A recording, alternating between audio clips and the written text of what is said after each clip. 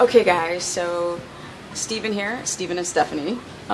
We just got done with just showing you guys some basic exercises. We did it like on the fly. He just showed up at the gym. I was like, yo, Steven, let's just do some videos and let's have a conversation. So, you know, we're going to talk about, since we had a workout, we're going to talk about ketogenic diet and workouts, and we're going to talk about, like, potentially, as you guys see, I don't know what the hell I'm saying. I'm always like flubbing up when I don't know what the hell I'm going to say next. But we're just going to talk about how he's interested in it, like why I do it, and what happens when you do it wrong, why people should do it, and how it should work well with athletes. So I'll just start off by saying that, you know, Steven tried keto before, but this is a while ago when I knew less, he knew less about it. Now I know more, he knows more, and it just makes for fun conversations. Of course, not that many people here in like hippie dippy healthy LA. I can't have this conversation with almost anybody except for Steven. So basically, we were discussing after working out, like, why it's so good to use ketogenesis as a way to fuel the body through the Krebs cycle, or as Steve says, the Corey cycle. We were talking about muscle biology a little bit and why it's so great to fuel the body with ketones for the muscle, for your workouts. So for example, we were talking about the mitochondria in the muscle cell, and how mitochondria and muscle cell is way more active than other cells, like for example, fat cells. So it's really, really important to develop muscle, or we were just showing how to do time under tension, why it's so important to activate the mitochondria in the muscle cell. For what reason, Steven? Primarily, you want to burn fat, That's a big thing. One thing I actually want to add into is, after I did keto, one of our coaches actually looked up at CrossFit Evoke. That's actually where I help coach at too. And for some of you that are watching this channel, maybe athletes, powerlifters, whatever not, he actually put on 50 pounds to his back squat while in ketosis. So it's possible. It's just you have to really gauge your activity. So what's your take on the mitochondria in muscle? Well, definitely when we talk about mitochondria, that's something that uses fatty acids at rest, right? So if we're doing workouts, things that build muscle to produce a lot of mitochondria, aka what we talked about earlier, doing time under tension, those kind of movements, you're going to produce a lot of mitochondria. And that's going to cause more, as a lot of people like to say, bodybuilding.com, other places, is burning fat. The more muscle you have, you burn more fat. And that's that whole theory behind that process. So what is mitochondria? So it's pretty much, if you have a cell, and there's like a bunch of organelles inside and stuff. Mitochondria is, if you really want the whole background, it's easy. Yes. Not too technical, please. It's believed that mitochondria was a type of bacteria that was able to coexist in our cell. So that's why it's the only other organelle that actually has DNA in it, other than your nucleus, right? So mitochondria is considered the powerhouse. If you have a car, you have an engine, mitochondria is your engine. So this is where Krebs cycle is occurring, and everything goes to the Krebs cycle to make energy, or as some of you like to call ATP. So that's pretty much what that process is. So the more muscle, or the more muscle activity, then what? Essentially, the right type of exercise will build a certain type of muscle to produce more mitochondria, which will produce having to burn more fat. So that means specifically, do not run and be a cardio bunny all the time. Okay, so that type of muscle is different than the type of muscle you will build with time under tension. So the type of muscle you build under time under tension is going to have a lot of powerhouse and engines to burn more fat, okay? So if you're the type of person that loves to be on that elliptical and watch TV for 2 hours, guess what kind of muscle you're going to build? It has a lot of hemoglobin. Okay, that's to hold on to more oxygen, because you need more oxygen to do that, but you're not going to produce more mitochondria. It's a different type of muscle. Okay, so that's initially the main difference between the types of muscle. Okay, like keeping it like Super easy. Super easy. So basically, when you do a lot of cardio, there's less of a demand for a type of mitochondria response to build muscle. Muscles are hungry. They to tear down and then to build up. That takes a lot of force and a lot of energy. Exactly. And so, if you can, in a smart way, build muscle or activate the mitochondria, then that's perhaps a better way to keto adapt. Because if we're at the gym now, and let's say that after a couple of hours our glycogen storages start to lower, then the brain gets kind of pissed off because you're not done working out and you're still doing these deep contractions. You're still waking up these powerhouses within the muscle cell. And so it would be really great to be able to break down fatty acids and convert it into a substrate via the liver. And, I actually saw a period of time, actually through a documentary. It was really interesting, and they had these young kids trying to lose weight, and one of these kids, she was a very young girl, and she was on a swim team, or swimming, recreational swim, whatever. She was swimming a lot, is what I'm getting at. And what they were promoting at the time was what? Low fat, high carb, like I'm going to stick with wheat, whatever.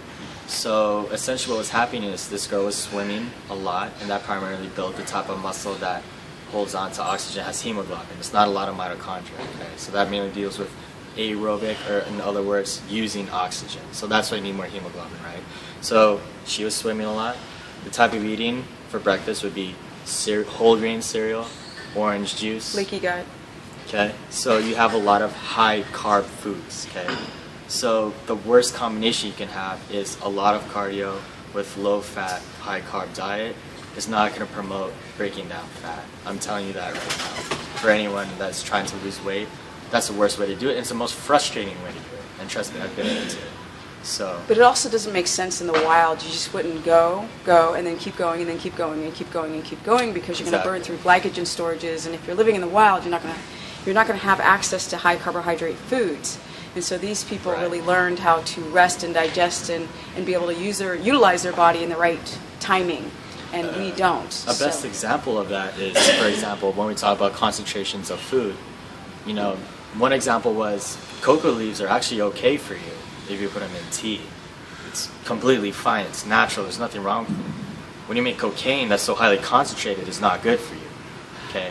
So you can easily decrease insulin resistance by eating very low glycemic foods, because those are more foods that we had available to us. But we didn't have. But we need fat, right? Yes. Because you can't just do low carbohydrate, low fat, because now the body's not getting any energy. Then you're not getting anything. And then you'll take from protein, because then that's what you have available. Yes. Because your three sources are protein, fats, carbs. So if you take carbs and fats out, then you're going to take from your protein. That's the other source that you have. And that's what people don't understand. I try to explain to people that when they're exercising, muscle mitochondria, it's crack-a-lackin', it's hungry, and so if you're not going to fuel the body, if you're not going to eat enough, you're going to do a lot of exercise and you're not going to fuel those muscles. If you're not going to eat every 2 hours essentially and restore glycogen, you can start burning through muscle through gluconeogenesis. Right. Period. Like, it's the muscles are expensive for the body to take care of and to feed and to run them, that mitochondria. So the body's going to start to just get rid of it to conserve energy. And so that's another reason why these people who are marathoners and whatnot would do better on a ketogenic diet if they could first fully adapt, because they won't bonk, right? Once everything's depleted, once you've eaten everything, it's digested and utilized, you can access ketones from your fat and keep going and keep going and keep going. And that actually used to be me, actually. I remember when I started actually using coconut oil, I was able to hit, 10, 12 miles, which isn't a marathon, it's like half, but whatever. But pretty much I wouldn't be hungry is what I'm getting at. Because the amount of energy that fat provides is a lot more than when you look at carbohydrates. We don't want to get into the whole chemistry structure, but keeping it simple, fats provides more energy because there's more bonds, right? So Over that's time. the most. It's basically like carbs are like putting paper on a fireplace, because it burns real high and then it burns out real fast. You got to reload and put more paper in. If you're trying to heat a house on paper, it's not smart because you're gonna have to sit there all day long. Right. But like fat would symbolize like a log. and then Yes. a log that has more bonds in it. You can stick it on the fireplace. It's going to burn at a lower. It's not going to burn really high, but it's going to be Exactly. real even, Yeah. and it's going to last like 6 hours. And you can just like leave the fireplace. You don't have to constantly feed it, which is like the opening of a fireplace is your mouth.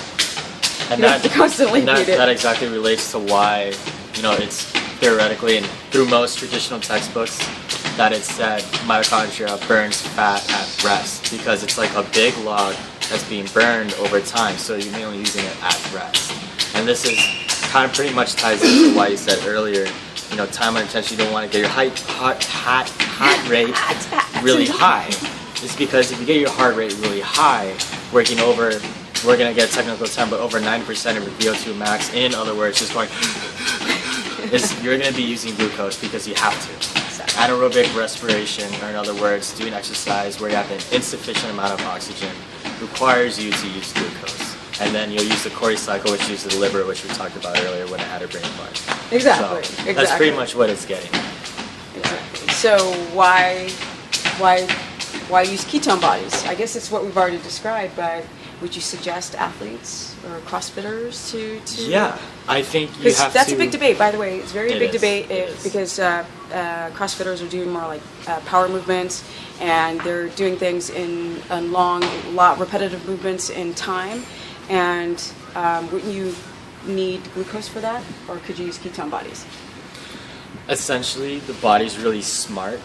So when we talked about how, even I said earlier, one of our coaches was in ketosis, lifting heavy, and eventually he adapted the right way though.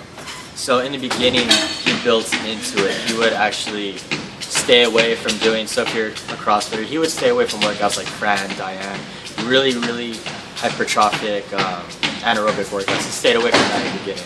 Okay? So he primarily just did his major compound lifts where he has rest, and he would adapt into using his fat metabolism. Once he was more so comfortable using fat metabolism, and yeah, he was using the keto sticks, and I know that's not the right way to do it, but he was getting cut, so he saw visually that he was going into ketosis, okay? Without a strength loss or a big, huge muscle Well, his loss. strength gain, he had a strength gain. So if he's getting cut, strength gain, no carbs, okay, my body is accepting. Exactly. Once he started feeling that, then he started adding in more of the anaerobic workouts. It was a process over time. Well, see, the And thing is, people can make ketones. I mean, everybody can make ketones. So it's just not whether that- you can use it. or Yes, not. yes. So that's the whole thing. that's what he's describing. His friend actually learned how to use the ketones. Yeah. He started off simple. He started to graduate himself. The body will adapt, like you said. The body will adapt. So I often explain to people, start off with time under tension. Start off with things that don't require a lot of glucose requirements, these long like aerobic exercises, and start off something that's going to keep your heart rate down, or your VO2 max. Like, you don't have to require glucose from Right. getting your And another huge misconception is thinking of, if I don't eat carbohydrates and I just eat pure fat, I'm going to lose my muscle. That's not true. And a huge reason is your body's not stupid. So when you produce lactic acid, your liver turns that lactic acid back into pyruvic acid. Or we're not going to get technical, I mean, but what unless happens? unless you have some insulin insufficiencies, a lot of people, Right, you yeah. know, But that could be an issue. But if you don't have insulin, if you're a normal person, getting at that, when you produce lactic acid, you're going to produce glycogen to go back into your muscle. we're talking 24 going on 25. So for him, like, he's normal. This I is think so. almost 50, almost 25. Yeah, it's true. Yeah, so his standard of normal, because most people have metabolic damage. But this is like great conversations. Probably more to come with Steven, because he's such a smart, awesome person and very knowledgeable. And you guys wanted to see more and hear more outside of me bouncing around in bad quality from my iPad in my living room. And so now we're actually at the gym with a lot of jump rope sounds, but I guess that makes it It's more always fun with jump real. rope. You can't go wrong with jump rope. You can't go wrong. So thank you, Stephen, for this Awesome. great conversation. Always. Yay! Yeah. And if you guys want to learn more, go to stephanieperson.com. If you're interested in a consultation, Stephanie Keto Person, Stephanie the Business. I don't even remember on my Facebook to talk about more about these subjects, or Instagram, just more fun. Or please join Periscope. Download the app to your mobile device or to your iPad or Kindle, whatever. And when I go live on the live broadcast, you see me go live and you can talk to me live. It's really, really cool. So, and don't forget Steven. Steven's also a CrossFit coach, so I'll talk more about him later. Peace out. CrossFit trainer. CrossFit trainer.